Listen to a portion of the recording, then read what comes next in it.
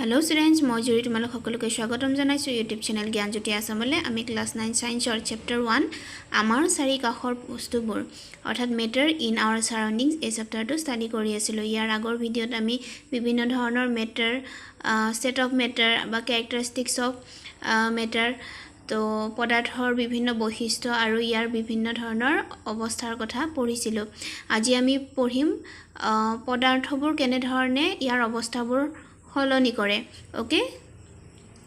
change of state of matter. okay, so let's start the video. তো আমি পদাৰ্থৰ তিনিটা অৱস্থা পাইছিলো, গোটা, জুলীয়া আৰু গেছীয়, হয়নে? সলিড ষ্টেট, তাৰপিছত লিকুইড ষ্টেট আৰু গেছীয় ষ্টেট। তো আমি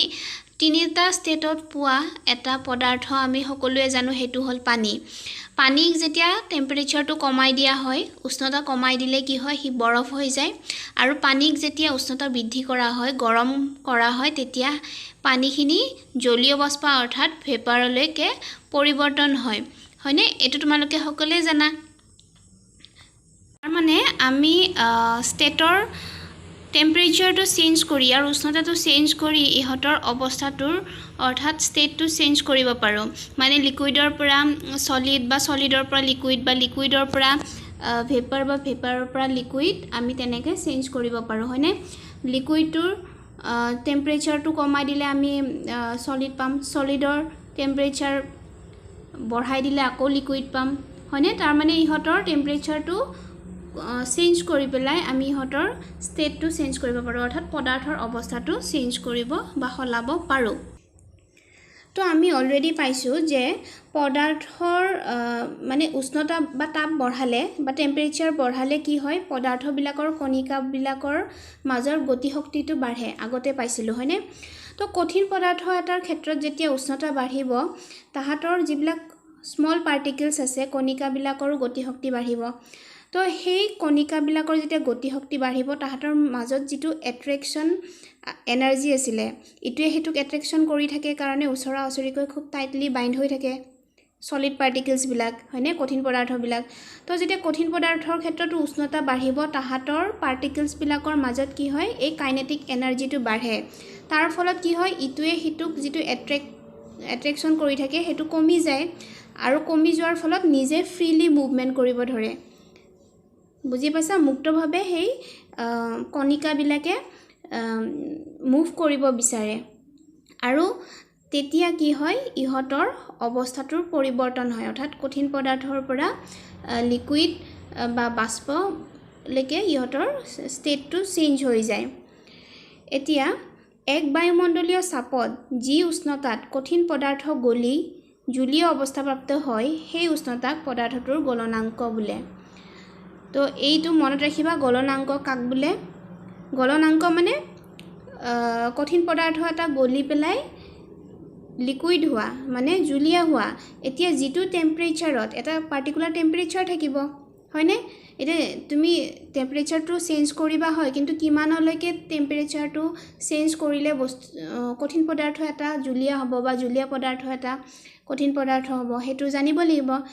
তো সেই পাৰ্টিকুলাৰ যিটো টেম্পাৰেচাৰ আছে, সেই পাৰ্টিকুলাৰ টেম্পাৰেচাৰটোকে কি বুলি কয়? গলনাংক বুলি কয়। The minimum temperature at which a solid melts to become a liquid at the atmospheric pressure is called its melting point. Okay, clear? এতিয়া আমি পানীৰ কথা যেহেতু পঢ়িছোঁ, পানীক যেতিয়া 0 ডিগ্ৰী চেণ্টিগ্ৰেডলৈকে ঠাণ্ডা কৰা হয়, তেতিয়া সি লাহে লাহে বৰফ হ'বলৈ ধৰে, বা বৰফৰ 0 ডিগ্ৰীতকৈও কম থাকে উষ্ণতা, টেম্পাৰেচাৰটো 0তকৈও কম থাকে। যেতিয়া 0 ডিগ্ৰী হ'ব, তেতিয়া লাহে লাহে সি গলিবলৈ আৰম্ভ কৰিব। তাৰ মানে বৰফৰ গলনাংক বা পানীৰ বৰফৰ গলনাংক হ'ব 0 ডিগ্ৰী বা 273 কেলভিন, ঠিক আছে? এতিয়া গলি যোৱা প্ৰক্ৰিয়াটো, অৰ্থাৎ কঠিন পদাৰ্থৰ পৰা জুলীয়া অৱস্থা হোৱা এই প্ৰক্ৰিয়াটোক, কঠিন পদাৰ্থ টেম্পাৰেচাৰ বাঢ়িলে কঠিন পদাৰ্থৰ পৰা জুলীয়া অৱস্থালৈকে আহে, আৰু এই প্ৰক্ৰিয়াটোকে বিগলন বুলি কোৱা হয়। এইটো মনত ৰাখিবা। The process of melting that change the state from solid to liquid is known as fusion. Okay, clear? যিটো প্ৰচেছত সলিড পাৰ্টিকলছটো লিকুইড পাৰ্টিকললৈকে চেঞ্জ হৈ যায় সেই প্ৰচেছটো হৈছে ফিউজন বা বিগলন এতিয়া চোৱা যেতিয়া বৰফ এটা টেম্পাৰেচাৰ বঢ়াবা ঠিক আছে বঢ়াৰ পিছত লাহে লাহে কমি গৈ 0 ডিগ্ৰী হ'ব 0 ডিগ্ৰী পোৱাৰ লগে লগে ই গলিব আৰম্ভ কৰিব আৰু তেতিয়া যদি তুমি তাৰ টেম্পাৰেচাৰটো চেক কৰা তেতিয়া হলে বৰফ টুকুৰা সম্পূৰ্ণ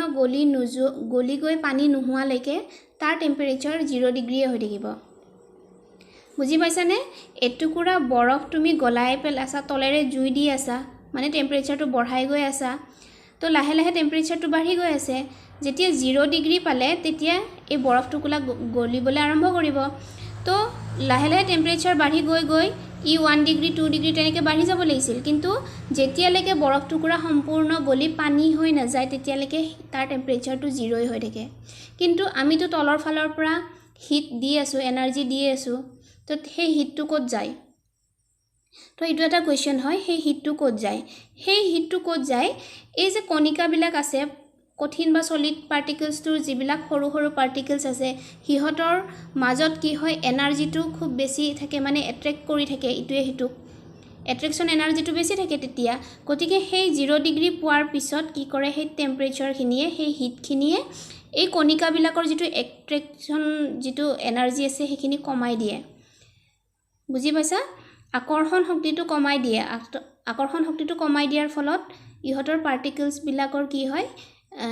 নিজে নিজে মুভ কৰিব ধৰে আৰু তেতিয়া তাৰ ষ্টেটটো সলনি হৈ যায় অৰ্থাৎ পানীলৈকে পৰিৱৰ্তন হৈ যায় ঠিক আছে এতিয়া এই যিখিনি এমাউন্টৰ হিট যিখিনি এমাউন্টৰ তাপ শক্তি বৰফখিনিয়ে এবজৰ্ব কৰি লৈছে শোষণ কৰি লৈছে নে নাই বৰফ টুকুৰাই 0 ডিগ্ৰী হোৱাৰ পৰা একদম 0 ডিগ্ৰী হোৱাৰ পৰা গলি গলি পানী নোহোৱালৈকে যিখিনি তাপ বৰফ টুকুৰাই শোষণ কৰি লৈছে মানে কণিকাবিলাকৰ আকৰ্ষণ শক্তি কমাবৰ বাবে শোষণ কৰি লৈছে সেই এবজৰ্ব কৰা এনাৰ্জিটোক কি বুলি কোৱা হয় লিন তাপ বুলি কোৱা হয় বুজি পাইছা লিন তাপ কাক বোলে The amount of heat energy absorbed by the ice during changing the state by overcoming the force of attraction between particles is known as latent heat. Amount of heat energy যিমানখিনি পৰিমাণৰ তাপ শক্তি বৰফ টুকুৰাই শোষণ কৰি লয় সেই সময়ত যেতিয়া ইয়াৰ যিখিনি বৰফৰ কণিকাবিলাকৰ এট্ৰেকশন যেতিয়া কমাই সেই তেতিয়া যিখিনি এবজৰ্ব কৰে হিট শক্তি বা তাপ শক্তি সেই এমাউন্টৰ হিট শক্তিখিনিকে তাপ শক্তিখিনিকে বা হিট এনাৰ্জিখিনি কি বুলি কয় লেটেন্ট হিট বা লিন তাপ ওকে তাৰ পিছত আকৌ এটা ওয়াৰ্ড আছে আমাৰ latent heat of fusion the amount of heat energy that is required to change 1 kg of solid into liquid at atmospheric pressure at its melting point is known as the latent heat of fusion. Fusion মানে কি গলি যোৱা হয়নে যেটো টেম্পাৰেচাৰত মানে বস্তু যেটো প্ৰসেছত solid particles এটা লিকুইডলৈকে চেঞ্জ হৈ যায় কঠিন পদাৰ্থৰ পৰা জলীয় অৱস্থালৈকে চেঞ্জ হৈ যোৱা প্ৰসেছটোৱে হৈছে বিগলন বা ফিউজন গতিকে এক বায়ুমণ্ডলীয় চাপ বা গলনাঙ্ক উষ্ণতাত 1 কিলোগ্ৰাম কঠিন পদাৰ্থ জলীয় অৱস্থালৈ নিবলৈ যি পৰিমাণৰ তাপৰ প্ৰয়োজন হয় তাকে পদাৰ্থটোৰ বিগলনৰ লিন তাপ বোলে অৰ্থাৎ কঠিন পদাৰ্থ এটাৰ পৰা জলীয় অৱস্থালৈ নিবলৈ সলিডৰ পৰা লিকুইড পাবৰ বাবে এক বায়ুমণ্ডলীয় চাপত 1 কেজি কঠিন পদাৰ্থ গলাবৰ বাবে মানে তাৰ গলনাঙ্কত তাৰ যেটো উষ্ণতাত গলনাঙ্ক হয় সেই গলনাঙ্কত গলাবৰ বাবে যিখিনি তাপৰ প্ৰয়োজন হয় সেইখিনি হৈছে বিগলনৰ লিন তাপ ওকে গলনাঙ্ক পালো এতিয়া আমি পঢ়িম উতলাঙ্ক বায়ুমণ্ডলীয় চাপৰ যি উষ্ণতাত জলীয় পদাৰ্থ এটা উতলিবলৈ আৰম্ভ কৰে সেই উষ্ণতাকে তাৰ উতলাঙ্ক বোলে the temperature at which a liquid starts boiling at the atmospheric pressure is known as boiling point. যিটো টেম্পাৰেচাৰ পোৱাৰ লগে লগে লিকুইড এটা বইল হ'ব ধৰে উতলিব ধৰে হেইটোৱে হৈছে তাৰ বইলিং পইণ্ট এতিয়া পানীৰ বইলিং পইণ্ট হ'ল 100 ডিগ্ৰী সেলসিয়াস ওকে এতিয়া বাষ্পীভৱনৰ লিনতাপ কি আমি যেনেকে বিগলনৰ লিনতাপ পাইছিলো তেনেকে বাষ্পীভৱনৰ লিনতাপৰো সূত্ৰ লিখিব পাৰো the amount of heat energy that is required to change 1 liter of liquid to vapor at atmospheric pressure at its boiling point is known as latent heat of vaporization. Okay, latent heat of vaporization. এক বায়ুমণ্ডলীয় চাপ আৰু উতলাংকৰ উষ্ণতাত 1 litre জলীয় পদাৰ্থ জলীয় বাষ্পলৈ নিবলৈ যি পৰিমাণৰ তাপৰ প্ৰয়োজন হয় তাকে পদাৰ্থটোৰ বাষ্পীভৱনৰ লিনতাপ বোলে হয়নে জলীয় পদাৰ্থ 1 লিটাৰ জলীয় পদাৰ্থ জলীয় বাষ্প হ'বলৈ যিমানখিনি পৰিমাণৰ তাপৰ প্ৰয়োজন হয় সেই তাপখিনি কি বুলি কয় বাষ্পীভৱনৰ লিনতাপ বুলি কোৱা হয় আৰু এই প্ৰক্ৰিয়াটোত যেটো পদাৰ্থ ব্যৱহাৰ কৰিছো তাৰ উতলাংকত আৰু বায়ুমণ্ডলীয় চাপত এই প্ৰক্ৰিয়াটো হ'ব লাগিব বুজি পাইছা এতিয়া আমি এখিনি পালো যদি টেম্পারেচার কমাও বা বঢ়াও কি হয় লিকুইড এটা সলিড পার্টিকলস বা ভেপারলৈকে বা জলীয় বাষ্পলৈকে ই চেঞ্জ হৈ যায় কিন্তু কিছুমান পদাৰ্থ আকৌ কি আছে কঠিন পদাৰ্থৰ পৰা জলীয় অৱস্থা নোপোৱাকৈ ডাইৰেক্ট গেছলৈকে পৰিৱৰ্তন হয় বা গেছৰ পৰা ডাইৰেক্ট ই সলিড পাৰ্টিকলস বা কঠিন পদাৰ্থলৈকে পৰিৱৰ্তন হয় As for example ammonium chloride ঊৰ্ধ্বপাতন ammonium chloride যেতিয়া আমি টেম্পাৰেচাৰ টু বঢ়াই দিও এই প্ৰসেসটো হ'ল ঊৰ্ধ্বপাতন মানে সাবলিমেশন প্ৰসেস এই প্ৰসেসটো যেতিয়া টেম্পাৰেচাৰ বঢ়াই দিও তেতিয়া ammonium chloride খিনি কঠিন অৱস্থাৰ আছিল মানে সলিড পাৰ্টিকলস আছে যেতিয়া ইয়াৰ টেম্পাৰেচাৰ বঢ়াই দিয়া হ'ব ই ডাইৰেক্ট গৈ পেলাই গেছীয় অৱস্থালৈ যায় মানে গেছিয়াছ ষ্টেটলৈকে যায় ই লিকুইড নহয় ডাইৰেক্ট গেছ হৈ যায় বুজি পাইছা আৰু এই প্ৰসেসটো হৈছে সাবলিমেশন বা ঊৰ্ধ্বপাতন প্ৰক্ৰিয়া তাপৰ প্ৰভাৱত জলীয় অৱস্থা প্ৰাপ্ত নোহোৱাকৈ কঠিনৰ পৰা গেছীয় অৱস্থালৈ হোৱা ৰূপান্তৰ বা গেছীয়ৰ পৰা কঠিন হোৱা প্ৰক্ৰিয়াক ঊৰ্ধ্বপাতন বোলে Change of state directly from solid to gas without changing into liquid state or change of state directly from gas to solid is called sublimation. Okay? এতিয়া আমি টেম্পারেচার চেঞ্জ কৰি এটা স্টেটৰ পৰা আন এটা স্টেট বা জুলিয়াৰ পৰা সলিড বা গেছিয়াছ এনেকুৱা স্টেট বিলাক বা অৱস্থা বিলাক পদাৰ্থৰ পৰিৱৰ্তন কৰা পাইছো কিন্তু সাপৰ তাৰতম্য কৰিও মানে ইয়াৰ প্ৰেসাৰটো চেঞ্জ কৰিও প্ৰেসাৰটো কমাই বা বঢ়ালেও আমি ইয়াৰ স্টেট বা অৱস্থা চেঞ্জ কৰিব পাৰো ওকে কাৰ্বন ডাই অক্সাইড গ্যাস যদি আমি হাই প্ৰেসাৰত ইয়াক কম্প্ৰেস কৰি পেলাই বা সংকুচিত কৰি সিলিন্ডাৰত ৰাখো তো হেইটো এনেটো কাৰ্বন ডাই অক্সাইড গ্যাস হিচাপে থাকে কিন্তু হাই প্ৰেসাৰত ইয়াক কম্প্ৰেস কৰিলে ই সলিড পাৰ্টিকলস হৈ যায় ওকে গোটা কাৰ্বন ডাই অক্সাইড উচ্চ চাপত সঞ্চিত কৰি ৰাখিলে এবিলাক কি হয় গোটা হৈ থাকে গোটা কাৰ্বন ডাই অক্সাইডক আকৌ যদি চাপ কমায় এক বায়ুমণ্ডলীয় চাপলৈ আনিলে ই জলীয় প্ৰাপ্ত নোহোৱাকৈ পুনে পুনে গেছীয় হয় এগেইন যদি এই সলিড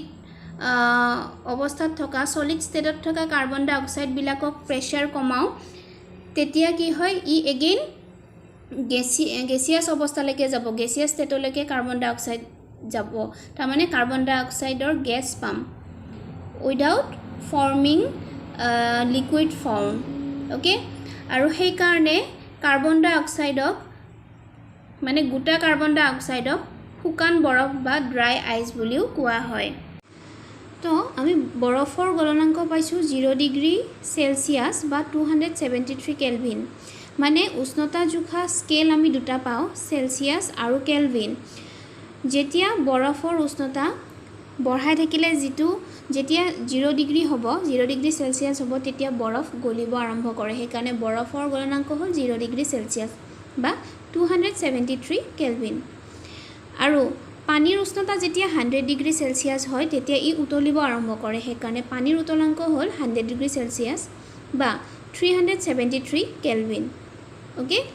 এতিয়া তোমালোকক যদি কয় 300 কেলভিনত উষ্ণতাত এটা দিয়া আছে ইয়াক সেলসিয়াসলৈকে চেঞ্জ কৰিব লাগে তেতিয়া কি কৰিম